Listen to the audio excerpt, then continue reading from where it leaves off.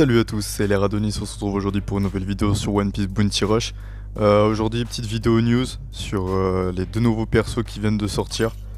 Donc ils sont sortis ce matin, donc c'est Cracker et Brûlé. Donc on est sur des Bounty Fest, voilà. Donc la Brûlée, défenseuse rouge, et le Cracker attaque en bleu.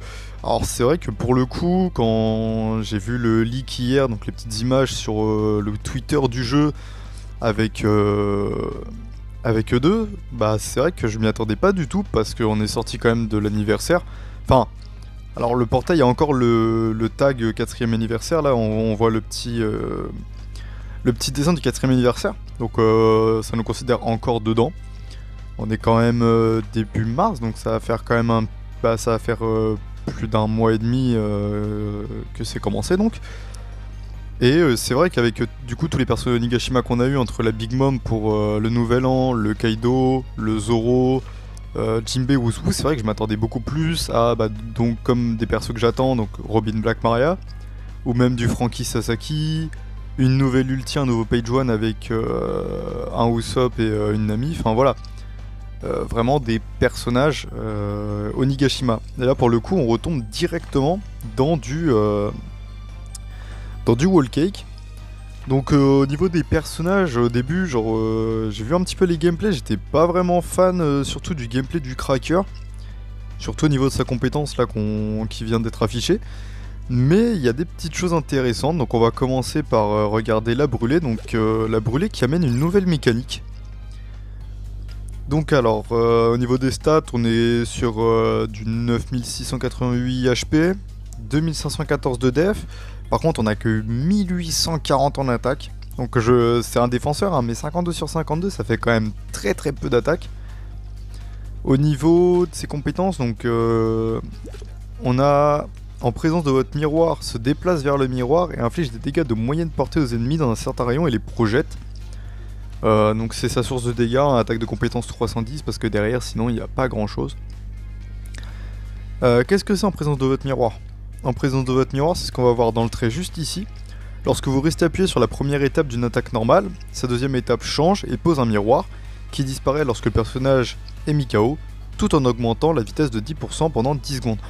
Donc voilà, lorsqu'on reste appuyé sur la première étape, c'est comme le Zoro ou le Diamante. Le Zoro, si vous restez appuyé sur votre bouton de compétence, votre bouton d'auto-attaque, c'est là qu'il va changer son auto-attaque et qui va mettre le malus de défense. Donc c'est ça en fait lorsque le miroir est posé. Donc par exemple, vous êtes sur votre spawn, vous mettez le miroir avec l'auto-attaque que vous maintenez chargé, vous allez au middle, vous chargez le middle et par exemple un Kaido arrive et commence à capturer votre spawn. Vous cliquez là-dessus et ça vous ramène directement sur le spawn en donnant une attaque et inflige de la projection. Voilà, donc ça peut être bien pour revenir éventuellement par exemple sur des maps comme Chandora. Parfois les pierres tombent, c'est pas hyper efficace. Sur l'île des hommes poissons aussi, au lieu de devoir faire tout le tour pour remonter, ça peut permettre de passer d'un étage à l'autre, ce qui peut être très pratique. Sur le deuxième skill, Mirror World, donc c'est un contre, et qui amène également cette nouvelle mécanique aussi, parce que déjà on a une TP qui est nouvelle hein, à ce niveau-là, et donc c'est deuxième chose, c'est un contre. Contre réussi lorsqu'une attaque est subie dans un temps donné après activation de la compétence augmente la def, déplace les ennemis se trouvant dans un starion de moyenne portée au point de déploiement et probabilité d'infliger capture de trésor impossible. En gros, vous faites cette compétence là quand on vous attaque, l'adversaire vous tape dedans, il est directement renvoyé au spawn. Voilà, comme s'il venait de réapparaître. Mais il n'y a pas de dégâts en fait derrière. C'est juste ultra cancer. Alors ça peut être pratique par exemple pour défendre en fin de game par contre. Et éventuellement un perso va vous rush. Alors faudrait voir par exemple un personnage en état de compétence, par exemple un king qui va arriver avec sa compétence où il vole. Quand il s'écrase il vous projette. Mais si là vous faites votre miroir, à voir est-ce que du coup si vous tape, est-ce qu'il est renvoyé au spawn? Ou est-ce que par contre là dans ce cas là ça ne marche pas? Il faut voir dans ce sens là. Par contre si jamais ça marche, ça peut être très très fort. Et le contre raté, lorsqu'aucune attaque n'est subie dans un temps donné après activation de la compétence, déplace les ennemis se trouvant dans un rayon de courte portée au point de déploiement et probabilité d'infliger capture de trésor impossible. invincible pendant un certain temps après l'activation de la compétence. Donc quand c'est réussi, on gagne 20% de def, l'effet des 20% dure 20 secondes, et la capture de trésor impossible, elle est de 100% durant 25 secondes. Voilà, donc vous êtes sûr de le mettre si jamais on vous touche, la capture impossible. C'est plutôt pas mal. Voilà, 25 secondes, il faudrait comparer avec le Yasop, qui est le seul personnage, qui était le seul personnage à avoir ce malus-là. Maintenant, ils sont deux. Et si jamais vous ratez le contre, si vous ratez le contre, vous bénéficiez pas de la défense. Et après, le taux de capture impossible, ça passe à 1 sur 2. Mais ça restera pendant 25 secondes si ça passe. Et on a quand même un temps de recharge de 49 secondes. Donc au niveau des traits, donc on a vu par rapport à l'attaque appuyée. Lorsque les PV sont moins de 50%, vous apparaissez comme membre de l'équipe adverse sur le stage ennemi, donc à la manière d'un Kyoshiro. Par contre, lui, c'est par exemple quand il a 100% d'HP qu'il apparaît comme ça. Et c'est quand il descend sous 50 que par contre il redevient en personnage ennemi. Alors c'est plus avantageux pour les personnages fonceurs par exemple, pour bait un peu l'ennemi. Mais d'un autre côté, sur des stages où on voit pas forcément toute la map, ça peut être intéressant d'être en tant qu'ennemi sur un tas de trésors à nous. Puisque dans ce cas-là, en fait, les ennemis pourront penser qu'on capture, que c'est un allié qui capture et donc viendrait pas forcément sur le tas. Donc si on se prend dans ce sens-là, ça peut être vraiment très intéressant. Pendant un certain temps, après activation de la compétence 1, supprime les malus en cours et annule l'effet des malus infligés par l'ennemi. Donc la compétence 1, on rappelle, c'est la TP. Hein, il n'y a aucun échappatoire avec le miroir. Supprime les malus en cours, donc si jamais vous êtes brûlé, empoisonné, l'effet magma, enfin voilà, hop, vous enlevez votre malus. Et annule l'effet des malus infligés par l'ennemi. Alors, est-ce que c'est par exemple enlever l'effet magma d'Akeinu? Mais dans ce cas-là, il faudrait le toucher, donc faut être sûr qu'il soit assez proche. Enfin, c'est assez compliqué à gérer.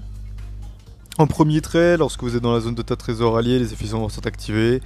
On réduit 30% les dégâts subis et on augmente augmentation du volume, restaurer la chose de trésor.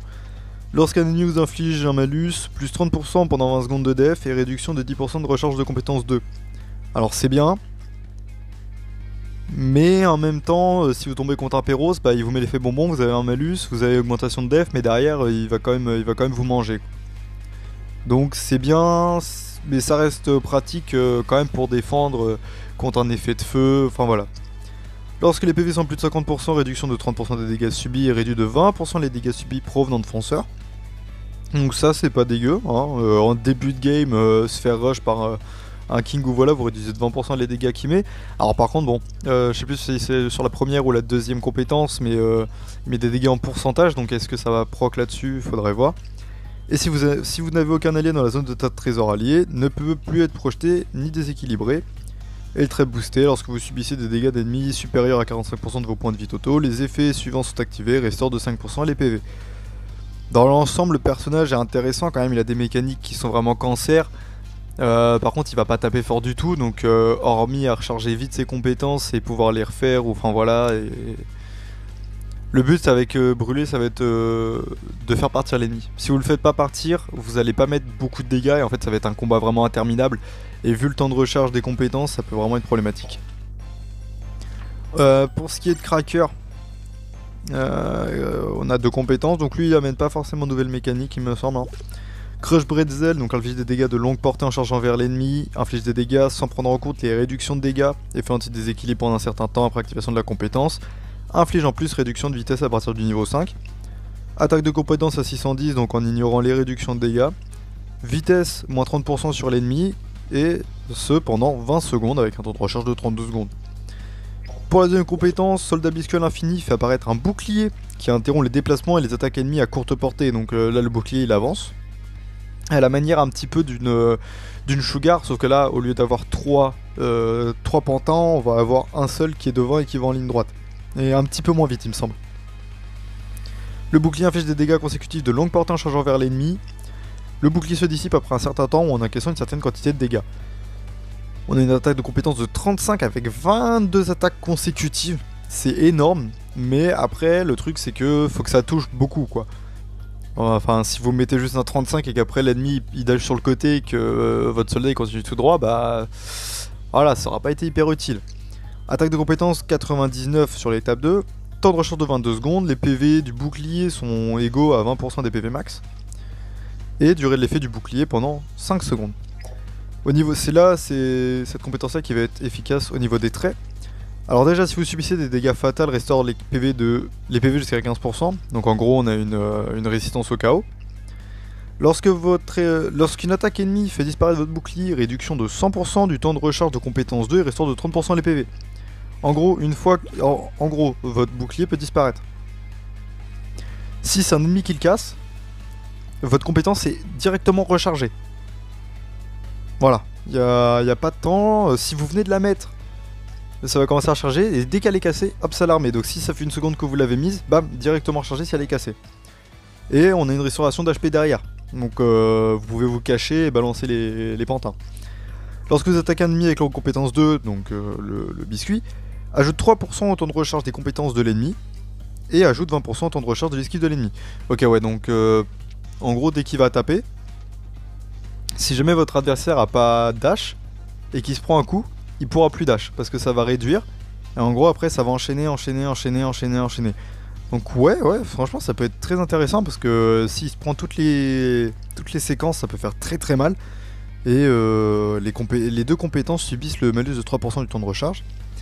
Lorsque vous attaquez un ennemi dans la zone de ta trésor, ennemi augmente de 30% les dégâts infligés et réduction de 5% du temps de recharge de compétence 2. Donc déjà que si votre bouclier est cassé, vous pouvez le recharger immédiatement s'il est cassé par un ennemi. Mais en plus, s'il n'est pas cassé par un ennemi et que vous attaquez un ennemi dans une zone de ta trésor, donc par exemple il y en a un qui se fait emmener par le bouclier et qu'il y en a un deuxième, vous l'attaquez, bah vous rechargez quand même le bouclier. Enfin le biscuit. Donc voilà, avec une augmentation de dégâts infligés. Lorsqu'un ennemi vous inflige un malus, restaure 15% les PV et 50% pendant 10 secondes pour attaque. Donc par exemple Big Mom, la brûlure électro, bah ça vous restaurer les HP et vous allez gagner en attaque. Lorsque les PV sont à plus de 70%, annulation de déséquilibre et réduction de 30% des dégâts subis. Et réduit de 80% la durée des effets d'un malus infligé par l'ennemi. En gros, vous allez prendre le feu, vous allez gagner en attaque, mais en plus, bah vous allez plus l'avoir. Elle va vous mettre électro avec sa compétence, vous allez le prendre, ça va vous restaurer, augmenter l'attaque, mais en plus vous n'allez pas l'avoir très longtemps.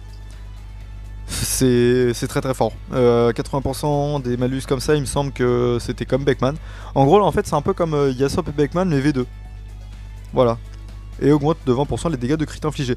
Sur les deux, le plus intéressant est vraiment Cracker, je trouve. J'ai pu le voir dans une team ce matin avec moi. Un allié le jouait niveau 100. J'ai pas forcément vu sa game plus que ça, mais j'ai eu l'occasion de l'affronter. Et franchement, c'est très fort. Il est très surprenant quand on n'a pas forcément regardé ses traits ou qu'on sait pas vraiment jusqu'où il peut aller. Il est extrêmement surprenant. Donc voilà pour l'analyse des personnages.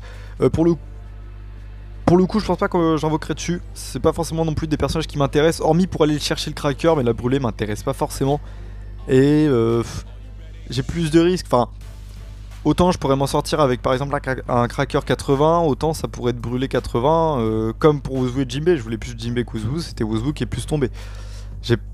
Donc voilà, ils reviendront, il n'y a pas de souci là-dessus. Je préfère attendre des personnages qui me hype un peu plus et avec des mécaniques un peu moins contraignantes.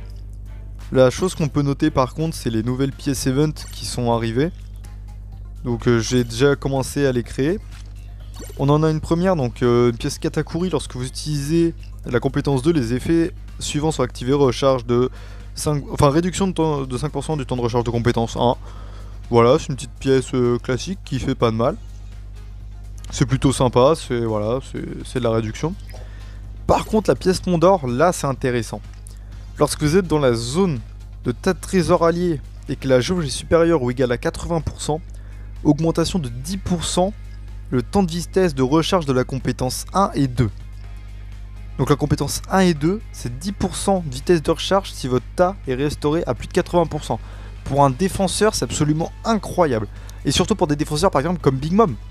Big Mom typiquement va recharger déjà à 150%, donc même si un ennemi vient capturer par derrière, il faudra déjà qu'il enlève.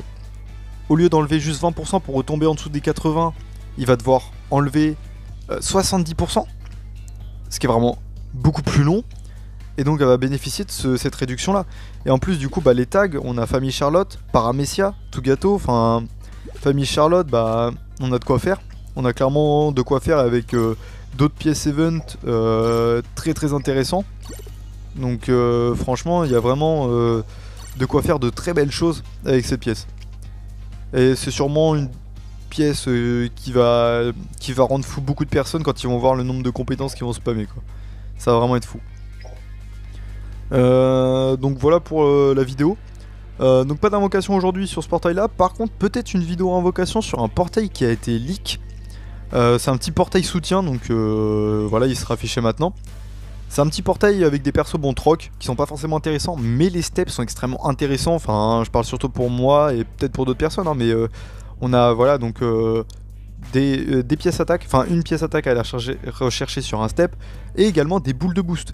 Et ça, j'en ai vraiment besoin parce que bah il m'en manque beaucoup et pour augmenter un personnage, bah c'est galère. Enfin, Wuzu, j'ai pu monter d'autres persos avant, mais enfin genre là voilà, il me manque des boules de boost attaque, il m'en manque des défenses.